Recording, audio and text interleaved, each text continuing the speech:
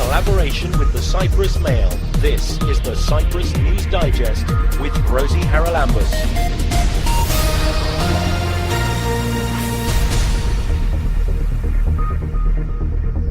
Coming up this week, we'll hear about a movement to open a checkpoint between Derinya and occupied Famagusta. So I think that's the biggest benefit, that it will help the already very strong contacts between the Greek Cypriots and Turkish Cypriots of Famagusta and Derinya to multiply even further.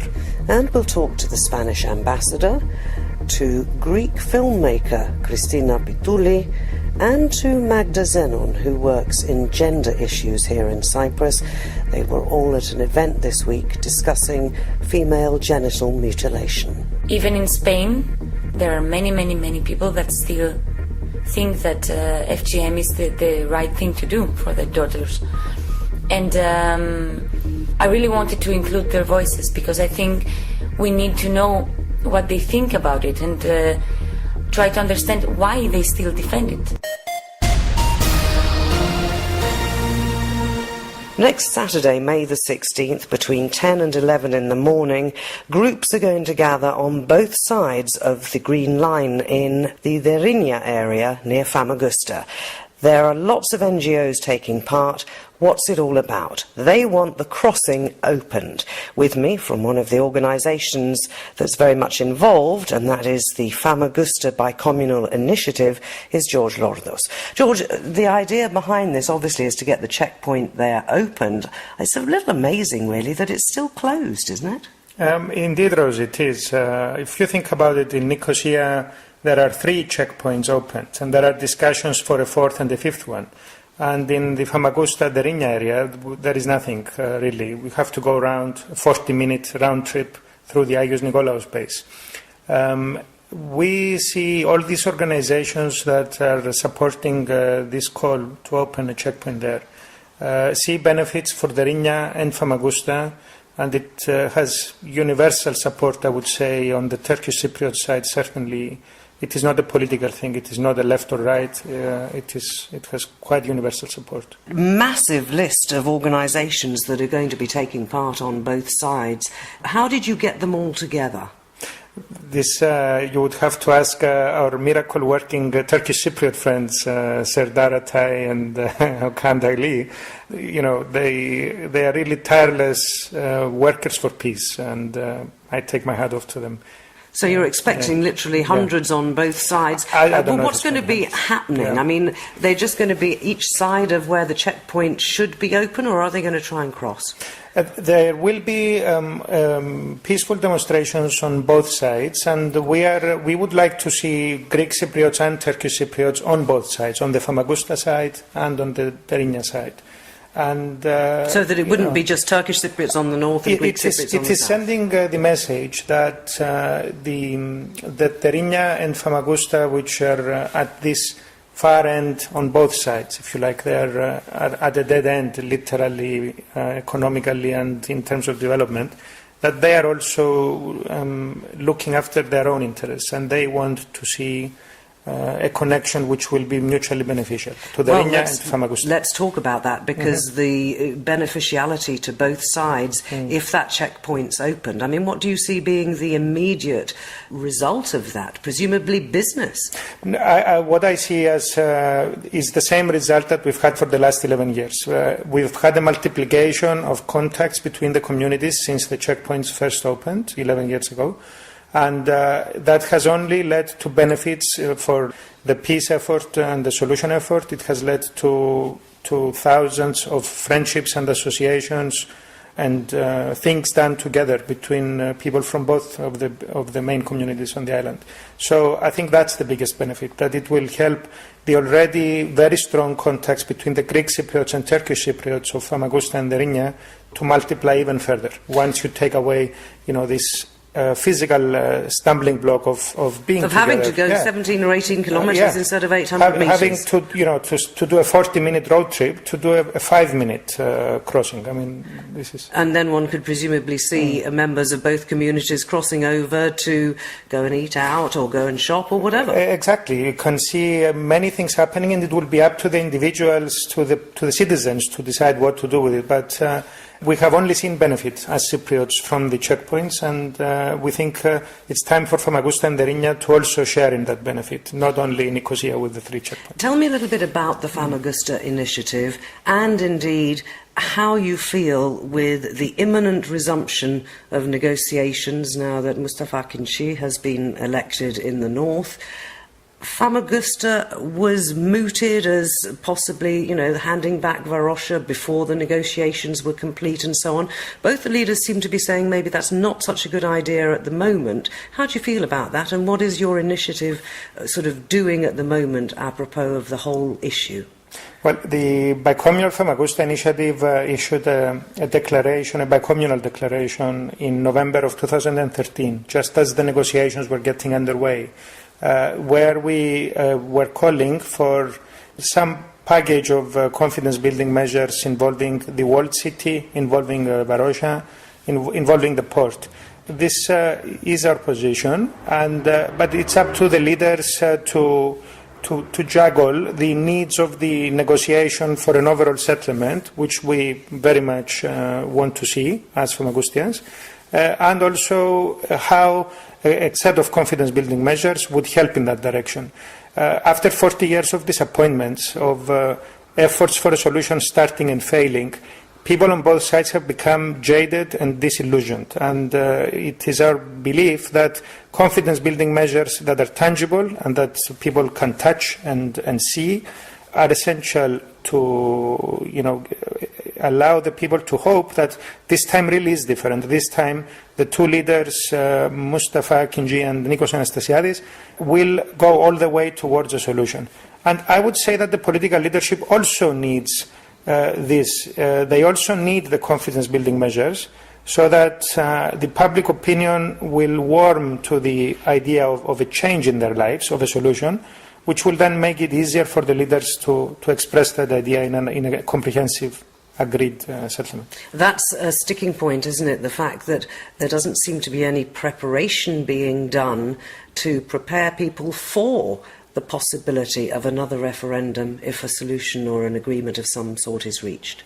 You're right, a lot more needs to be done in that area. A lot is being done by NGOs, by non-governmental organizations.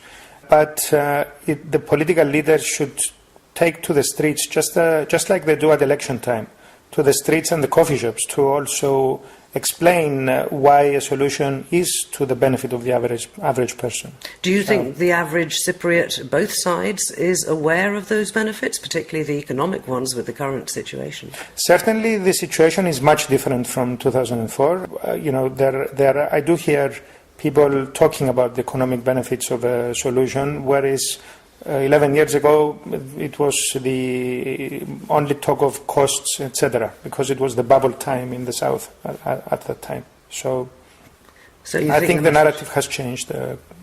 And what about the Famagusta initiative itself? Assuming that you achieve your goals, what then?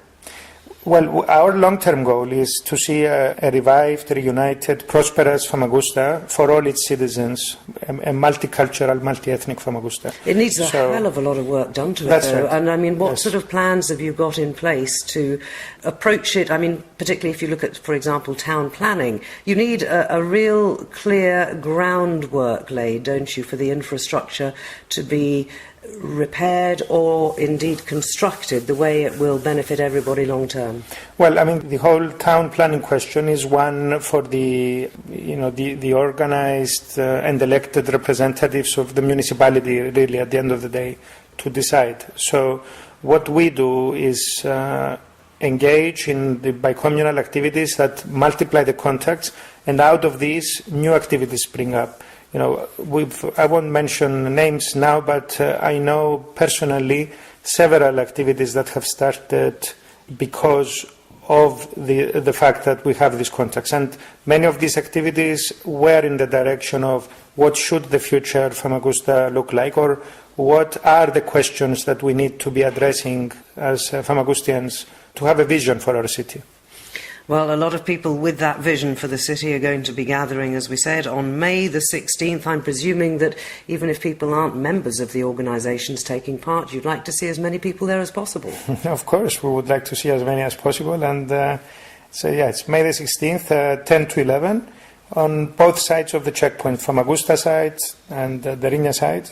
I'm sure the people in the area know where to go, but for people who might want to travel in, explain exactly where they go when they get to Derinya. Well, on Derinya, you should be asking for the directions to the municipality cultural center in Derinya, because the checkpoint is right next to that. On Famagusta side, I am not sure exactly. I would say it's the Derinya road, but I can't say. Or just follow the traffic, because Follow it the does traffic. look like it's Yes. going to be a big event. Yes. I wish you the best with it, George. Thank you very much, Rosie. Keep up to date with events in Cyprus and around the world with the Cyprus News Digest. Female genital mutilation was the topic that was discussed after the showing of a film called Bref earlier this week at the University of Nicosia's Cine Studio. It's part of the Ending Female Genital Mutilation campaign organised by the Mediterranean Institute of Gender Studies. And the event was sponsored by the Spanish Embassy. I spoke to the Spanish ambassador, His Excellency Angel Losada, about why they were sponsoring this particular event. I think that Spain has been sponsoring, in general terms, all that regards women's rights issues, equality issues, and all these aspects. So as part of our not a foreign policy, but internal policy and global policy, if I might say so. You do have in Spain some very good laws against domestic violence. Yeah. Has that meant that it has dropped, the incidences of it are dropping in Spain? Well, of course, this is always a long-term issue, but yes, I think that all efforts are needed to avoid this kind of facts, or to have events of gender violence, for example. That was a problem and is a problem still in Spain, and we are fighting against that. And you have a large population from Africa living in Spain, which of course brings us to the issue of female genital mutilation that the event's all about tonight. Is that too a problem in Spain? I think you're able to stop them being taken out of the country. Well, I mean, I don't think this is a problem in Spain, happening now in Spain, that this is a particular big issue. Still, there are events like that happens, or that happens not in Spain, but with people that are living in Spain, and then go have these activities there outside, and then come back with these mutilations having happened. But yeah, it is. And the film that's being shown, it's been well received. So in another way, it's also, in a sense, a cultural event for you.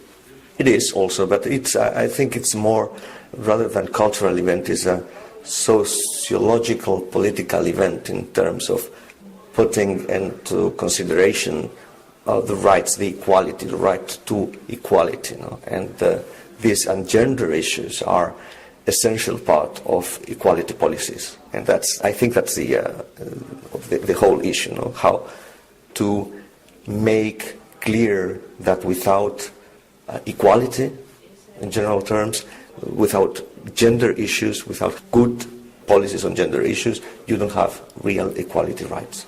The Spanish ambassador to Nicosia, His Excellency Angel Losada. The film itself was made by Cristina Pitulli. She's a Greek national and she lives in Barcelona. Cristina, tell us how you came to make Bref. It's all about female genital mutilation, so you're taking on a topic that is very uncomfortable for many people. Mm-hmm. It's very uncomfortable for many people, but I think I always thought that it was a subject that we should touch, as we have a lot of immigrants, especially in Spain. There are 17,000 girls every year at risk of female genital mutilation, immigrants from Africa that actually live in Spain. So there is an NGO very known in Spain, Doctors of the World, it's called, Médicos del Mundo, that they work around this issue. And I knew that they wanted to do a video to inform about the subject and give some data and stuff. And as I am a documentarian, I thought that it would be very more efficient to make a documentary about it. So how did you go about approaching the subject? Documentaries obviously are very different from movies as such, and I'm presuming you were looking more at the issues. Of course it depends on your approach, but I wanted to do a documentary that would be different in a way, because I wanted to give the word only to people from Africa that have an opinion about this issue. And I didn't want any white people to be in the film, not any specialists to be in the film.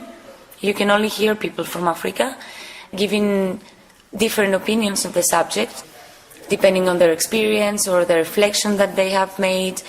And all the opinions, negative or positive, on the subject are being told by them. So I think it's very important, because I didn't want to make a film through a superiority position. You said that there were negative and positive attitudes towards FGM. It's very hard for most of us to even think what a positive attitude could be. What came out in the film?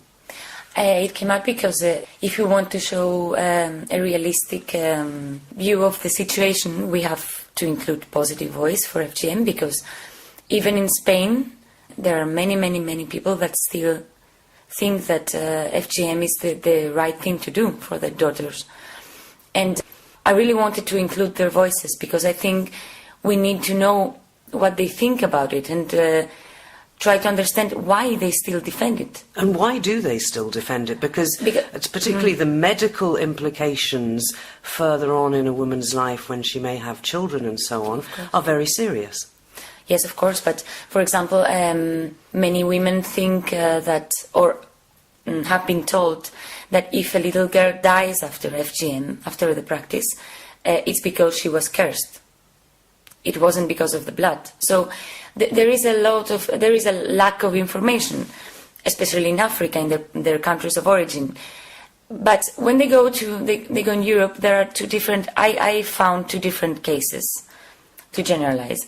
Women that had been informed, had passed through a very hard process of reflection, because thinking something else, that the thing that have constructed your identity, it's very difficult. So I found women that had done this reflection, and they had a very different approach of the subject, negative. And I met women that even if they live in Spain for 10 years, they can hardly speak the language. They mostly work at home. They have contact only with people from their own culture, and they keep having the same social pressure that they had in Africa. So for them, their minds have not changed. I mean, they keep thinking that it's the best choice because they will offer a better future for their daughters. It's as simple as that. What about the legality of the situation in Spain? I mean, certainly I think in the UK this is now against the law. I know some people take their children out of Europe to perform FGM and then bring them back again. Does it happen in Spain? Yeah, exactly the same. In Spain it's illegal. So if someone does it to their daughters, I mean, they will go to jail. But it mostly happens during the summer holidays. The girls go back to see their families there, and when they come back, they may have been cut. So there is it's not only legal. There is a big protocol that includes prevention, information, and of course all the checks that have to be done in order to see if the girl has been touched during the holidays. And yesterday, during the conversation we had in Cine Studio, a very interesting issue came up, which is if we have to choose the law and criminalize FGM instead of trying to prevent it. And I really think that these things have to go together, because otherwise you cannot arrive anywhere. And we have problems in Spain because, for example, because of the law, if parents haven't been in a way convinced that it's the right thing to do, it's very probable that they will cut the girl and the girl will not come back because they have the risk to go in jail. So we cannot stay only in criminalization. I mean, we have to... You have to find some way of informing people. Of course. And how do they go about that in Spain? Because again, you mentioned that a lot of these people are very much not integrated into the host society. So it's very difficult to get this message through to them, isn't it? Yeah, I know many organizations and even the state, they work with community mediators. So people from the same community, they try to inform not only about FGM, but about sexual health issues, and how to do your papers and how to have your health card arranged. And of course, I think it's necessary to work with people from the community because of many times I understand that many times Western civilization has imposed their ideas, its ideas. So I think it's a good time to give voice to the people from Africa, and that's why I did it in the film, because all the negative opinions, very constructive. I mean, all the critics towards the practice, they were made from people from Africa. It wasn't me. It was them that they were criticizing, but every aspect, religion, sexual rights. So, I mean, it's a good time to give them the word and... Yeah. Well, and the film was recognised, I think, with an award at the Malaga Film Festival last year. Tell us about that. That must have been great for you to have some actual recognition of what you're trying to do. Yeah, Malaga is it's the second most important film festival in Spain, and my film won the Women's Rights Competition Award, which was very, very good for me because it's in Spain. And it has been in more than 35 film festivals around the world, in 20 different countries, which is very good for me because I understand that it works not only in Spain, not only in Europe, but even in other continents. And where can people see the film? I mean, is it available online, or is it very much something you need to go to a cinema to see? It's not free yet online, because if you do the festival process, you have to keep it exclusive. Now it's going to be screened in the public television of Spain, in Catalonia. I think that very soon we will liberate it. I mean, it will be free for everybody to watch. For now, we have given it to all the organizations that work with FGM or with women or with immigrants in Europe. And we have given DVDs, because I wanted the film to be a tool. And all the organizations that have been in touch with me, they already have it. I gave it here in the University of Nicosia for classes of sociology and all that stuff. But for the wider audience, you have to wait a little bit. And I have a Facebook page called Bref Documentary. So you can write me, and if you really want to watch it, I can send you a link with a password. And you can follow our news there. Okay, Bref, B-R-E-F, on Facebook, Bref Documentary. And Christina, many thanks for joining me. Thank you. Christina Pituli talking there about the event earlier this week in Nicosia at which her film Bref was shown and then discussed. One of the co-organisers of the FGM event was Magda Zenon, well known in Cyprus for her Kaleidoscope radio programme on the CCMC's MyCY radio. Magda, you've dealt with women's issues for many, many years. What particularly made you want to organise this conference, in a way it was, I suppose, discussion on FGM? Well, I happened to spot Christina Pituli online when her documentary first came out, and I interviewed her, and in interviewing her, we just came up with the idea that we actually need to talk about certain things in Cyprus, because in Cyprus we tend to be egocentric, we tend to only talk about things we think concern us, and in fact everything concerns us. Well, she did mention as well that it's not very much talked about in Greece, and she is, of course, from Greece. But the idea of having a discussion, the turnout was rather disappointing, wasn't it? The turnout was disappointing, but for a discussion about female genital mutilation, a smaller turnout actually leads to a better discussion. because people, I think, it becomes more intimate, so they're a little bit more comfortable to ask questions. So actually, we were all a little bit disappointed when we saw the numbers, but then the discussion was really good. There were some really nice questions that came out, like one gentleman said, you know what, I told my sister to come, but she was too squeamish to come, and it happened to me as well, about the fact that I invited women friends to come, and they didn't want to come into contact with this. And I find that it's not that I think it's a pleasant subject, it's actually horrific. And when I hear about it, I hurt. But we've got to face it, it happens. Yeah, but did they maybe think that the documentary was actually going to show FGM, which it didn't?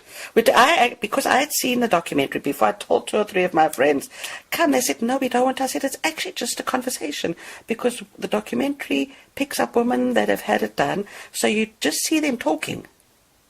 You see men talking, you don't see the vileness or the horror of it. They still weren't prepared to touch the subject. That is a problem, isn't it? But then that's partly, I guess, why the event was organised here in Cyprus, to try and bring things like this out into the open. Yes. After the discussion, and there were some men there, which I thought was quite surprising. And surprisingly enough, it's the men that asked the questions. The one man was the one man that I said to that said he wanted to bring women, he invited women, they said no, and he wanted to know if this was a Cypriot phenomenon, which Christina had then told us afterwards that, in fact, in other countries, it's not such a big phenomenon for women to go. They find it easier. The other man posed the question of legal ramifications, that you do have to raise awareness, but there's got to be consequences for the parents that do this to their children. And to that, the answer was, yes, that's important, but it's not the legal ramification that's going to stop them doing it. They'll find a secret way of doing it. You have to find a way to change the perception, the culture.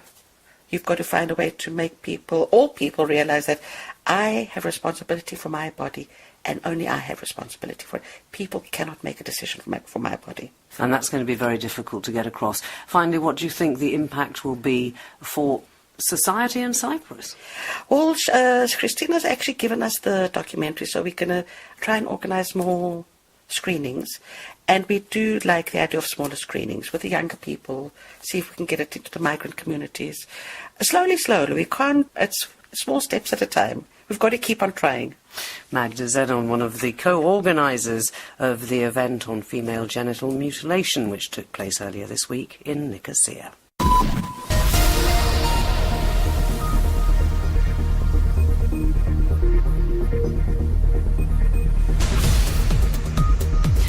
Well, that about wraps up this edition of the Cyprus News Digest. Many thanks for your company.